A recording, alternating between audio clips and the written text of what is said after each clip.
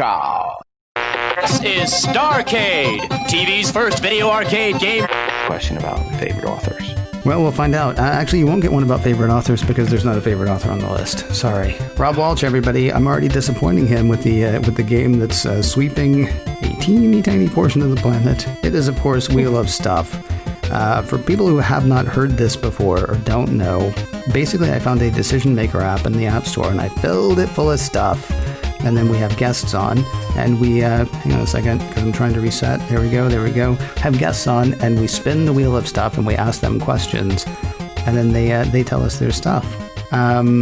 Really quickly, though, this will be the last time you say hi to everybody before we say goodbye. Is there any place we have not sent people? Is there any place you want them? I don't think we've mentioned Twitter once. If people want to follow you on Twitter, what do they do? They can follow me at Twitter. Go to @podcast411. You'll see tweets from me about wearing a mask and about privacy. Those are the two things. Very nice. All right. So here we go. I'm going to spin the wheel. And no, here's what we'll do. If favorite mug comes up again this week. I've got my mug right here. Well, no. See, well, no, because now which do you want to do? Do you want to do that or do you want to do author? Here, we'll decide that if favorite mug comes up. I'm going to go ahead and spin the wheel, though. Okay. Oh, I forgot to turn on the sound part. There we go.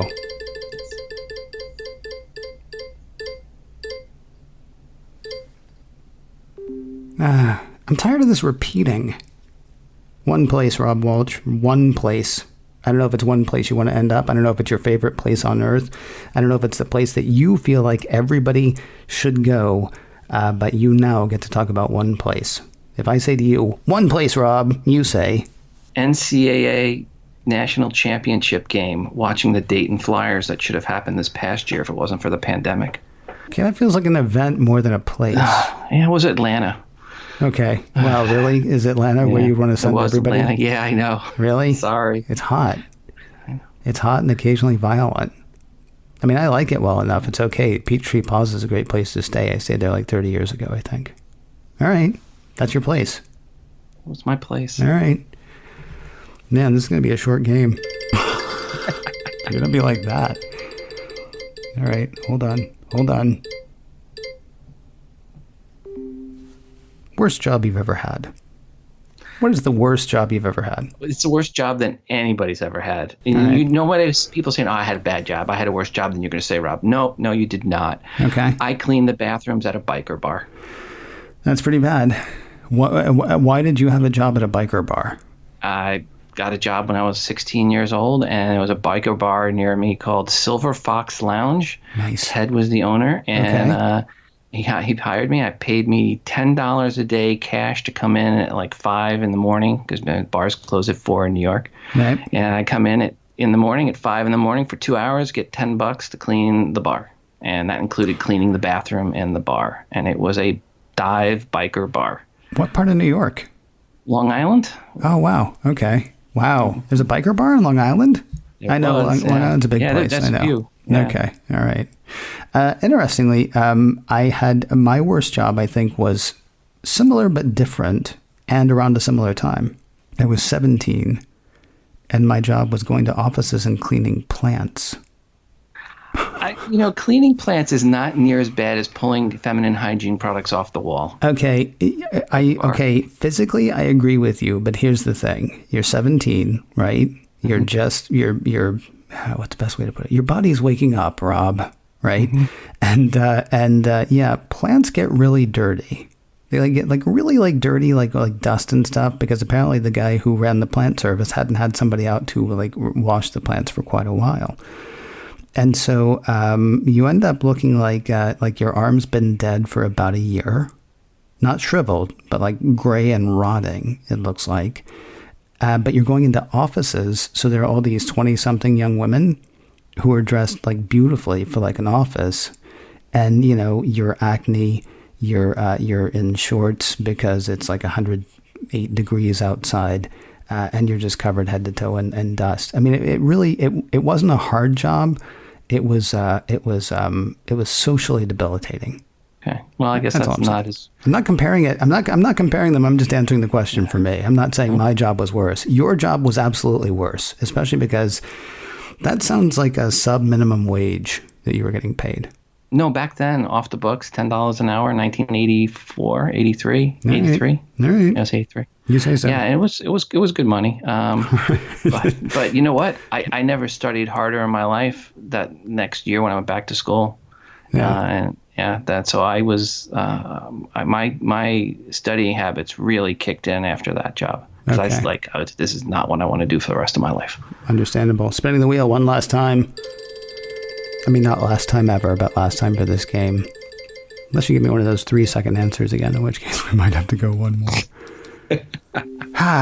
So much repetition. So much repetition, because we did this last week as well. One TV show. Oh, well, if it's one TV show, it has to be Ronald Moore's Battlestar Galactica. Really?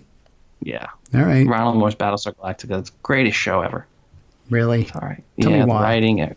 I mean, Deep Space Nine came close, but it's still Ronald Moore. God, get off my phone. Just go ahead. I apologize. But I mean, Deep Space Nine was close. That would be my second place. Okay.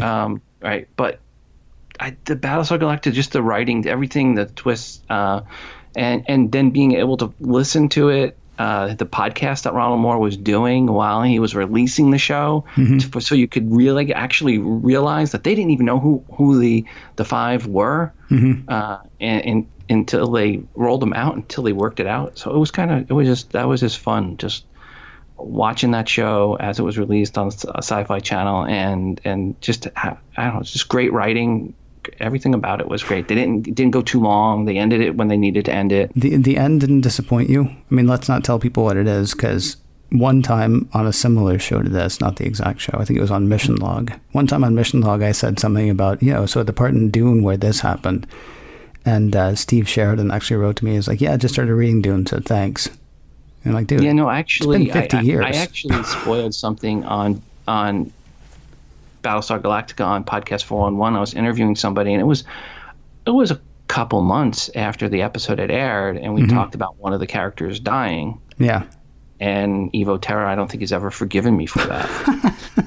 Here's the thing, though. We're like, okay, so we're a few years away, but just in case, we won't ruin the end. Did the end not ruin it for you?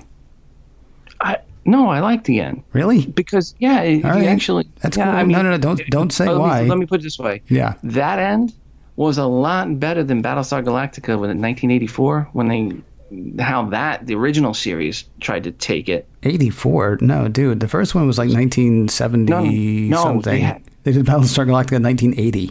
80, that's it. Yeah, sorry, 1980. Yeah. When they came to Los Angeles, and they flew over Los Angeles and said, "Oh, look at that traffic! Well, they must practice a lot to drive like that." That no, was I didn't probably see that. Yeah, that was really bad. That sounds terrible. Yeah, it sounds awful. It was bad. But I watched every episode of it. But it was bad. All right, you gave me a short answer again, so I'll go ahead and answer this one too. Community. That's it. Okay. Community for a couple of reasons. First of all, I think it's hilarious. Second, I love those characters. And then third, there's a lot of really cool stuff that happens. Like if you follow the Marvel universe, the Russo brothers actually were the producers of Community. And so you'll hear lines from one turn up in the other. You'll hear lines from Community turn up in the Marvel universe. And it's a great cast, too. I mean, it's a great cast, and also it gave us Justin Lin. He gave us the paintball episode. I mean, it didn't give us Justin Lin. He was already a working director. But he did the paintball episode. Some of the best episodes of Community were Justin Lin, who, of course, went on to do Star Trek Beyond and a bunch of other stuff, too. Do you want to do your favorite author? Because we still got a minute. Oh, it would have been Philip K. Dick. Oh, really? Interesting. That's a good one. What book? I'm going to say Galactic Pot Healer was one of my favorite, but Man on the High Castle is really good as well. Interesting. But Galactic Pot Healer was probably my favorite. Okay. I don't know why. Maybe it was one of the earliest ones I read of his. Yeah. But that one stuck. I think mine's A Scanner Darkly. And that's really good, too. Yeah. Much better to read than it was with Robert Downey Jr., although it was okay with Robert Downey Jr. That was quite the cast. It was weird. Robert Downey Jr., Keanu Reeves, Natalie Portman, Winona Ryder. Yes. I think. And somebody else too. All rotoscoped though, so you can recognize them and it's their voices, but you don't actually see them, which is actually a wonderful nod to A Scanner Darkly, I think. Kind of fitting for that, the book, for it to fit that way with the way they did it, because that really is a story about tripping. Yes. Well, yes. And duality. All right. Loss of reality. I'm going to pretend we're out of time now because I'm just going to ask you more questions because the game's over. But we have some lovely parting gifts. And by the way, if you want to play the home edition, just go to the App Store and download any Decision Maker app. Fill it in with your own stuff. And you too can play Wheel of Stuff.